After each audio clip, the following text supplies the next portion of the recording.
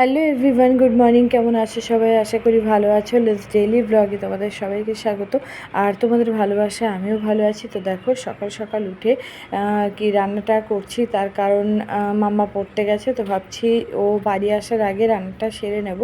আর বাড়িতে যেহেতু দাদু ঠাম্মি কেউ বাড়িতে নেই, মানে প্রচুর জ্বালাতন করবে, তো সেই জন্য আমি আর কি রান্নাটা করছি, তারপরে গিয়ে বাসি কাজগুলো করব। আর ওকে ভাত দেওয়ারও একটা আর কি ঝামেলা আছে, তো টাইমের মধ্যে দিতে হবে। সেই জন্য ভাবলাম কাজ পরে করব, আগে ওকে রান্নাটা করে ভাত দিয়ে দিই।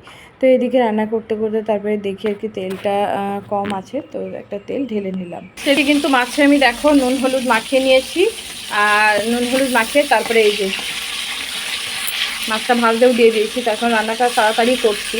তো বাবা মা যেহেতু বাড়িতে নেই, তো কালকে 9টার দিকে গেছে আর কি জায়ের ওখানে, তো ওরা আর কি আজকে যাবে তোমার তারকেশ্বর, সেই জন্যে। তো যাই হোক, আমাদেরও বলেছিল কিন্তু আমাদের আর যাওয়া হয়ে ওঠেনি। আর এদিকে দেখো মাছ ভাজি, তো মাছ ভাজি ভাবছি, ভাত দেওয়ার তো আজকে মানুষ বাড়ি নেই, মানে বাবা থাকলে বাবাই ভাত দিয়ে দেয়। তো সেই জন্য ভাবছি যে সকাল সকাল রান্নাটা করে নিই, বাসি কাজ কিন্তু কিছুই হাত দিইনি, মানে বিছানা ঘর বাড়ি সব কিছু পড়ে আছে। তো ভাবছি আগে মানে ওকে ভাত দিয়ে তারপরে আমি আর কি বাসি কাজ গোছাবো। তো কি করব, কিছু করার নেই, যেরকম মানুষ সেরকম কাজ। মানে বাড়িতে যদি মা বাবা থাকতো তাহলে আগে বাসি কাজগুলো কমপ্লিট করতাম, মানে মা এদিকে কাটাকুটি করে দিত, আমি ওদিকে কাজ করে রান্নাটা বসাতে পারতাম। তো সেটা তো হবে না, তো ভাবছি আগে ওকে রান্নাটা করে ভাতটা দিয়ে তারপরে আমি বাকি কাজগুলো গোছাবো। আর মামা তো গেছে পড়তে, তো চলো তাড়াতাড়ি রান্নাগুলো করে নিই।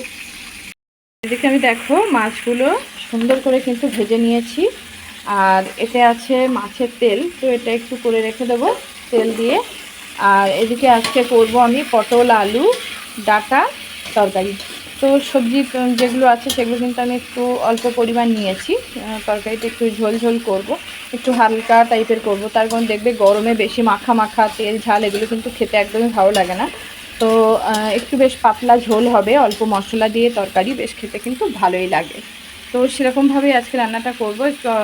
আর এই যে কেটে দেবো একটু, মানে এতে দেবো সজনে ডাঁটা, তো এইটু দিয়ে বেশ অল্প করে পাতলা ঝোল করব। আর করব সজনে শাক পেঁয়াজ লঙ্কা দিয়ে ভাজা।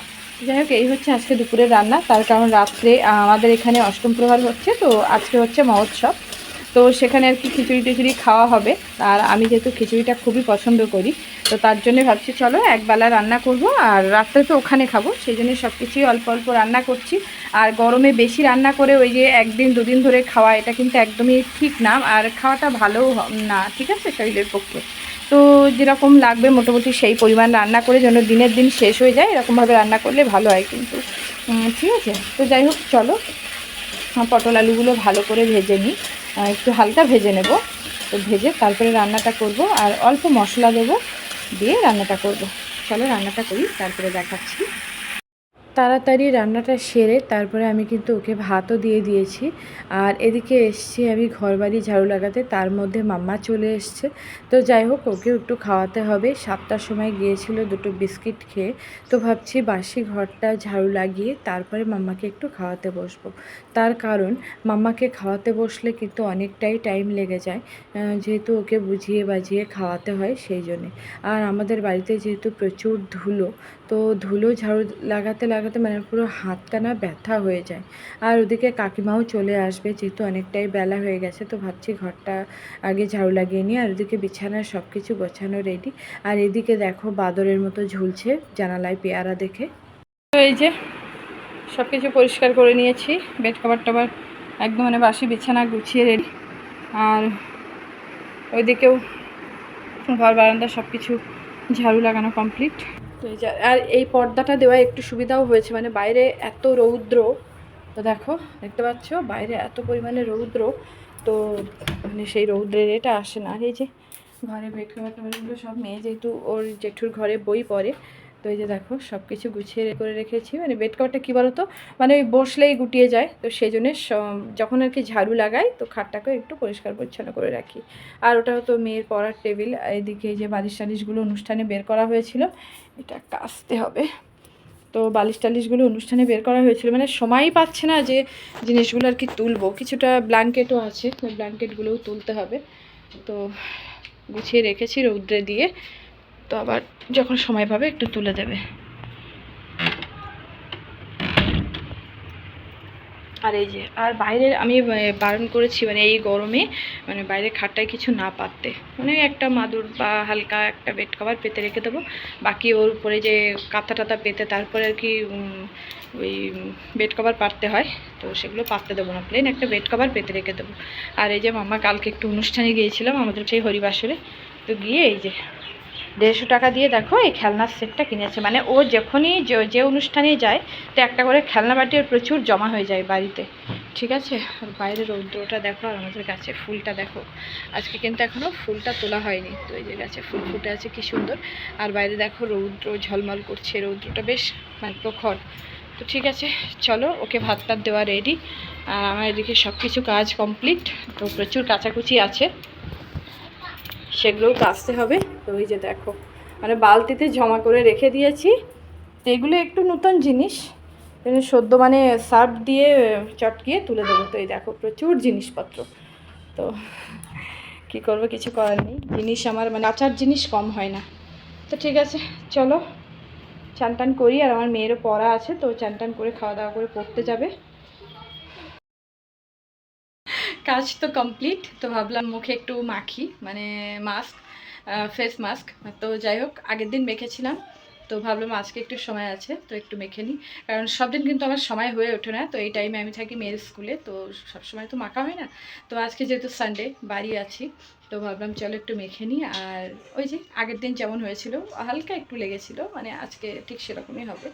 তো চলো তারপরে মুখটা শুকিয়ে যাক, এক্ষুনি মেখে নিলাম, তো মাম্মাকে চান দেবো, তারপরে গিয়ে আর কি একটু শুকালে তুলে দেবো। তো চলো চান টান দিয়ে আসি, যখন তুলবো তখন দেখাবো। আমি এদিকে ঠাকুর সেবাটা দিয়ে দিয়েছে, তো একটু ঘুমাচ্ছে, পড়তে যাবে, আর 3:30টার থেকে পড়া আছে। তো যাই হোক চান টান করে দেখো ঠাকুরটা সেবা দিয়ে দিয়েছে, এটাই আমার কাছে অনেক। চান টান করে নিয়েছি, আর মুখটা দেখো মাস্ক তুলে নিয়েছি, নিয়ে তারপরে এই দেখো কেমন গ্লো এসছে, মানে মোটামুটি ভালোই লাগছে, আমি তো ইউজ করে মোটামুটি ভালো রেজাল্ট পাচ্ছি, মানে মুখটা একদম না মানে কি বলবো যে কালো স্পটগুলো সেগুলো পুরো একদম মানে ক্লিন হয়ে যাচ্ছে। তো ঠিক আছে তোমরা চাইলে তোমরাও ইউজ করতে পারো, আর যারা যারা ইউজ করো তারা প্লিজ কমেন্ট করো। তো এই যে চান টান করে বসে আছি, আর ছাদে গিয়েছিলাম তার জন্য এটা পরেছিলাম। তো যাই হোক যতটা সেফটি থাকা যায়, কারণ রৌদ্রের তাপ প্রচুর। তো এই যে দুষ্টুমি করেছে প্রচুর, মানে বিস্কিট নিয়ে পুরো জলে টলে গুলে, কালকে যে খেলনাটা কেনা হয়েছে সেটা পুরো একদম শেষ করে দিয়েছে, মানে খেলনা টেলনাগুলো পুরো বিস্কিট গুলে রেখেছে। তো যাই হোক চলো এখন বাজে 2টো, একটু খাওয়া দাওয়া করবো, করে তারপর একটু শুয়ে নিয়ে, আর মেয়েও যাবে পড়তে বসে যাক, তো ওকে একটু খাইয়ে টাইয়ে দিই, দিয়ে তারপরে আর ও ঘুমিয়ে পড়েছে, মানে পুজো দিয়ে ঘুমিয়ে পড়েছে। তো যাই হোক একটু রেস্ট করুক, মানে 3:30টায় বেরোবে। তো চলো আর এটাকেও খাইয়ে নিই, নিয়ে তারপরে নিজেও একটু রেস্ট করবো। আর একটু ফ্যান ছেড়ে বসেছি, মানে ছাদে গিয়েছিলাম রোদ্রে, তো বেশ ভালো লাগছে। চলো একটু বসি। তো এই যে ঘুম থেকে উঠে রেডি হয়ে নিয়েছি, এখন বাজে 8টা। তো যাই হোক ঘুম থেকে উঠেছি তো অনেকক্ষণ। তো এই যে এই শাড়িটা পরেছি, কেমন লাগছে বলো। আর আমার মেয়ে দিকে এটা পরেছে, এই যে এটা পরেছে, আর ওখানে যেহেতু প্রচুর গরম তো সুতির শাড়ি পরছিলাম, কিন্তু অনেক লোকজনের মাঝখানেও ওই জন্য এটা পরলাম। তো চলো যাওয়া যাক, যাচ্ছি আমাদের পাশেই হরিবাসর, সেখানে চলো। গুছিয়ে রেডি হয়েছিলাম, তারপর হঠাৎই বৃষ্টি চলে আসলো, তো বৃষ্টি একটু থামায় তারপরে আবার চলে এসছে, এখন বাজে 9:30। তো এসেই দেখি মোটামুটি খাওয়ার জায়গায় খেতে দিচ্ছে, তো ভাবলাম বৃষ্টি যদি জোরে চলে আসে তো তখন খাওয়াটা হবে না, যেহেতু আমি খিচুড়ি খুব পছন্দ করি, তো সেই জন্য খেতে বসে গেছি। মাম্মা এদিকে খাচ্ছে এগরোল। তো চলো আর কি খেতে খেতেই আর কি ভিডিওটা শেষ করব। তো ভালো লাগলে প্লিজ লাইক কমেন্ট করো, আর চ্যানেলটাকে সাবস্ক্রাইব করে আমার পাশে থেকো। দেখা হচ্ছে পরের ব্লগে, সবাই ভালো থেকো, সুস্থ থেকো, গুড নাইট। আর যারা যারা আমার চ্যানেলকে সাবস্ক্রাইব করছো তাদেরকে অসংখ্য ধন্যবাদ।